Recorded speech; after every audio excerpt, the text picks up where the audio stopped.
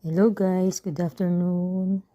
Ito ngayon ang aking gawain, ang magbalot ng lumpiang gulay. At ito ang aking mga ingredients sa aking pre-cook na lumpiang gulay. Ang carrots, repolyo, tokwa, at bichuelas. Ayan. At ginisa ko siya sa sibuyas, bawang. At dinagdagan ng salt, little bit of salt and seasonings.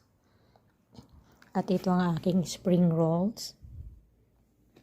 Ayan. Ang aking itlog na pang paste ko bago siya ilagay, at ayaw kumbaga para hindi maghiwala yung kanyang wrapper. At mamaya, pag natapos ko na magbalot, ay iluluto ko na siya. O kaya, guys, see you later.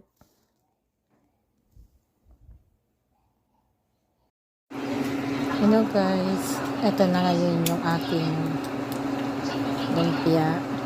Ito. Ayan guys, konting golden brown pa. Ayan.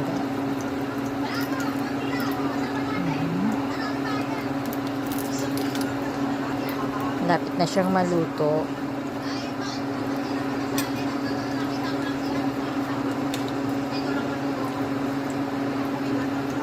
O paano guys, hanggang dito na lang. Bye!